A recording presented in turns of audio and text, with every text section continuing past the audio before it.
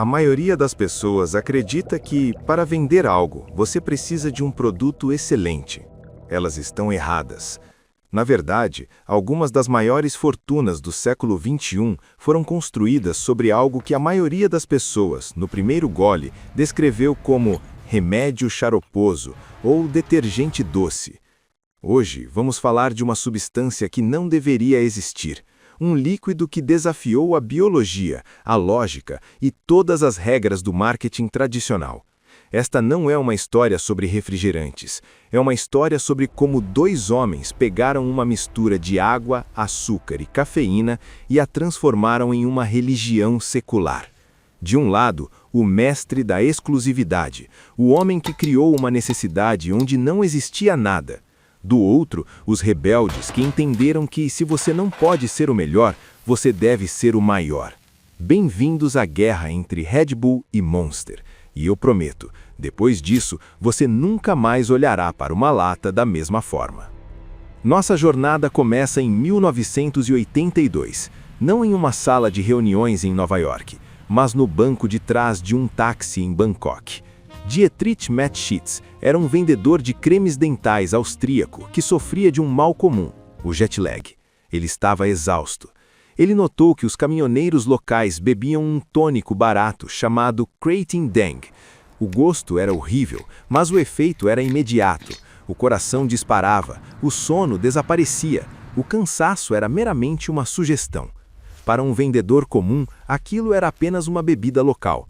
Para Mateschitz, era uma falha na Matrix. Ele levou a ideia para a Áustria, mas havia um problema. Todas as pesquisas de mercado diziam que o produto ia fracassar. As pessoas odiavam o sabor, elas odiavam a textura. O que Mateschitz fez? Ele não mudou a fórmula, ele mudou o preço, ele dobrou o valor. Ele criou a engenharia da rejeição. Se é caro e tem um gosto estranho, deve funcionar. Se fosse doce como uma Coca-Cola, seria apenas mais um refrigerante, mas o gosto de remédio era a prova biológica de que algo potente estava acontecendo. E então veio o golpe de mestre. Mateschitz não comprou anúncios na TV, ele pagou estudantes para dirigirem carros com latas gigantes no teto. Ele espalhou latas vazias nas lixeiras das festas mais exclusivas da Europa para criar a ilusão de que a elite já estava consumindo. Ele não vendeu o acesso ao topo, ele vendeu a ilusão de que você já pertencia a ele. O monopólio da Red Bull parecia inquebrável. Dietrich Mateschitz tinha colonizado a elite global. Mas todo o império, no auge do seu poder, cultiva uma fraqueza invisível: a arrogância da complacência. A Red Bull estava tão focada em olhar para cima, para os helicópteros e coberturas de luxo, que esqueceu de olhar para baixo, para a sarjeta. Nos subúrbios esquecidos dos Estados Unidos, uma empresa moribunda chamada Hansen Natural estava à beira da falência. Eles vendiam sucos e refrigerantes naturais. Era um negócio nobre, mas a nobreza não paga as contas no capitalismo agressivo. Em 1992, Rod Sachs e Hilton Schlossberg, dois investidores sul-africanos, compraram a Hansen. Eles não queriam salvar a natureza, eles queriam sangue. Sachs e Schlossberg olharam para o sucesso da Red Bull e viram um nicho vazio. A Red Bull era para o CEO que queria focar na reunião da manhã. Mas e o adolescente que queria varar a noite jogando videogame? E o mecânico que precisava de força bruta para terminar o turno? A Red Bull era muito limpa, muito europeia, muito cara. Em 2002, eles lançaram a Monster Energy. O segredo não estava na fórmula, estava na psicologia da marca. Eles não queriam dar asas, eles queriam libertar a besta. O design da lata foi um ataque direto ao minimalismo elegante da Red Bull. 3 garras verde neon rasgando o fundo metálico preto. Era agressivo, era tóxico, era perfeitamente irresistível para a juventude rebelde. Mas o verdadeiro golpe de misericórdia da Monster contra a Red Bull não foi o design, foi o tamanho. A lata de Red Bull tinha 250 ml. A Monster foi lançada em 473, quase o dobro do volume. E a jogada de mestre? elas custavam exatamente o mesmo. A Monster capitalizou sobre o instinto mais primitivo do consumidor.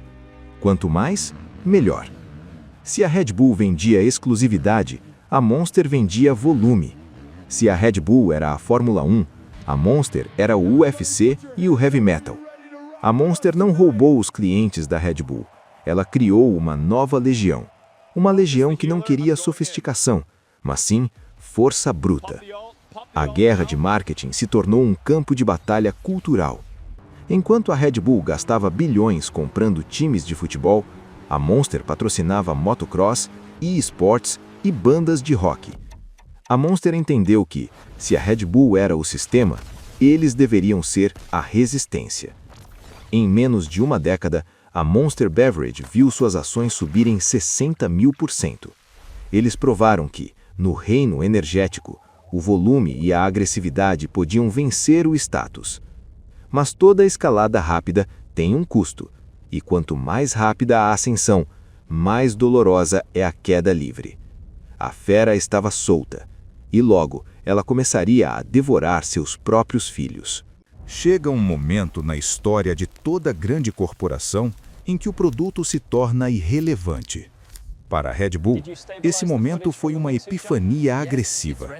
Por que pagar bilhões para as redes de TV exibirem seus comerciais se você pode ser a própria rede de TV? Mateschitz criou a Red Bull Media House. Ele não contratou publicitários comuns, ele contratou cineastas e jornalistas de elite. Eles pararam de vender energia para vender espetáculo. O ápice dessa estratégia aconteceu em 14 de outubro de 2012, o projeto Stratos. Felix Baumgartner saltou da estratosfera. O mundo inteiro parou para assistir. Não havia logotipos de refrigerantes no paraquedas, apenas o nome da marca. A Red Bull não estava mais na prateleira do mercado, ela estava na história da exploração humana. O custo? 30 milhões de dólares. O retorno em publicidade gratuita? Incalculável. Mas a colonização não parou no céu. Ela desceu para os campos. A Red Bull entendeu que o futebol é a linguagem universal. Ao comprar times na Áustria, Alemanha e aqui no Brasil, com o Red Bull Bragantino, eles criaram um ecossistema de dados e visibilidade constante. Eles não patrocinam o esporte, eles são o esporte. Eles são donos da emoção do torcedor. Enquanto a Red Bull conquistava o céu e os estádios, a Monster estava ocupada colonizando os quartos dos jovens. Eles perceberam que o futuro não estava na TV aberta, mas no Twitch, no Discord e nos palcos de metal. A Monster tornou-se o combustível da cultura do quarto. Eles não precisavam de um salto do espaço, eles precisavam que o seu streamer favorito desse um gole na lata antes de um momento decisivo no jogo. A Monster não criou uma rede de TV global, ela criou um exército de influenciadores e atletas de nicho que se sentiam donos da marca. Era a estratégia do boots on the ground, pés no chão. Enquanto a Red Bull era a marca que você admirava de longe, a Monster era a marca que você exibia no seu setup ou tatuava no braço. Duas estratégias de colonização mental diferentes, mas com o mesmo objetivo final. Garantir que, no momento em que seu cérebro pedir por dopamina, a cor da sua escolha já tenha sido decidida, anos atrás. O azul ou o verde, o status ou a rebeldia, a escolha nunca foi sua.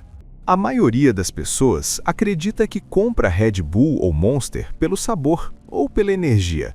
Elas estão erradas. Elas compram pela identidade. Nós vivemos na economia da garra, uma sociedade que não apenas tolera a exaustão, mas a glorifica. E essas marcas, elas são os patrocinadores oficiais do nosso próprio esgotamento. A Red Bull não vende cafeína, ela vende a promessa de performance de elite.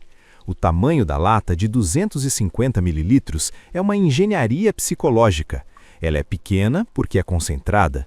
É um elixir medicinal, não um refrigerante. Ao tomar, você está adotando a identidade do CEO, do piloto de elite, do atleta olímpico. É a biologia da crença. Se você pagar caro e tomar um líquido que parece remédio, seu cérebro acredita que você é capaz de mais. A Monster, por outro lado, vende a psicologia da sobrevivência.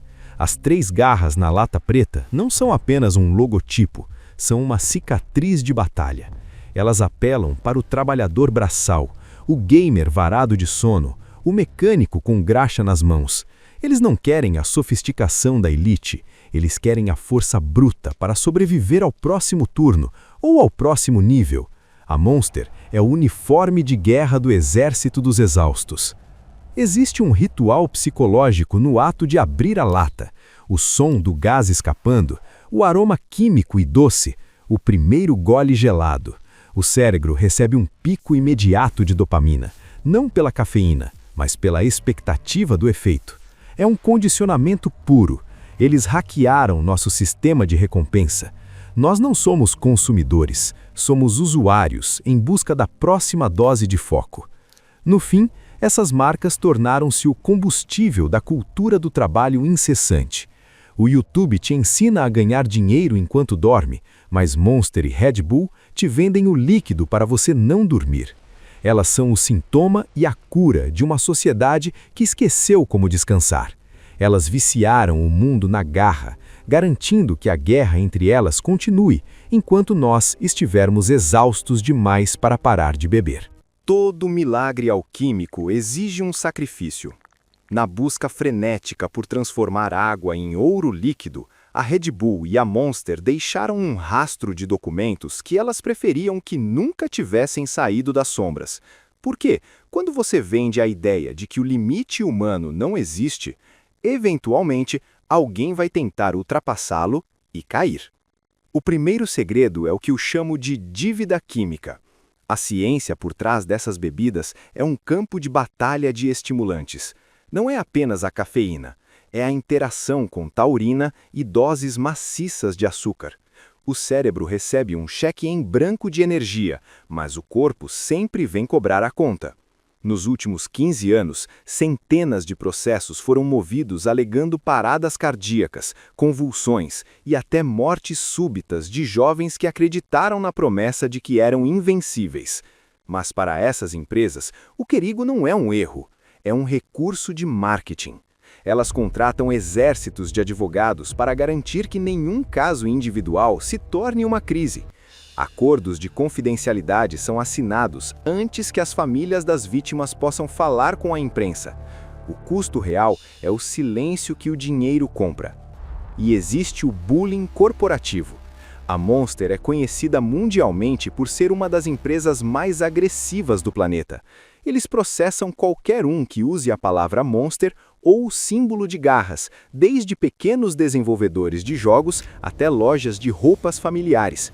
Eles não protegem apenas uma marca, eles protegem um território mental. Eles entendem que, se você não for o predador absoluto, você se torna a presa. É a ironia final do capitalismo de performance. Para vender energia e liberdade, essas marcas operam com um controle que beira o totalitarismo. Elas viciam o seu cérebro enquanto estrangulam qualquer concorrência. A guerra entre Red Bull e Monster não é apenas por quem vende mais latas, é por quem tem o direito de ser o dono do seu sistema nervoso. E nesta guerra, a primeira vítima é sempre a transparência. Chegamos ao fim da trilha, mas antes de fecharmos este arquivo, pare e pense. Por que estamos tão obcecados com essas latas? A verdade é que Red Bull e Monster não criaram essa necessidade, elas apenas a batizaram. Elas entenderam que, no século XXI, o tempo não é dinheiro, o tempo é energia, e nós estamos ficando sem ela. Nós vivemos em um mundo que nunca dorme, onde a produtividade é a nossa nova religião. Dietrich Mateschitz e os criadores da Monster não venderam apenas cafeína, eles venderam a ilusão de que podemos derrotar o sol. Eles nos deram as ferramentas para ignorar nossos limites biológicos em troca de mais uma hora de trabalho, mais uma partida, mais um projeto. Eles são os patrocinadores da nossa própria pressa. No fim, a guerra entre o azul e o verde é uma distração. Não importa qual lata você escolhe. Em ambos os casos, você está alimentando o mesmo sistema. Um sistema que exige que você esteja sempre ligado, sempre focado, sempre pronto. A verdadeira vitória dessas marcas não foi dominar as prateleiras, mas sim dominar o nosso conceito de normalidade.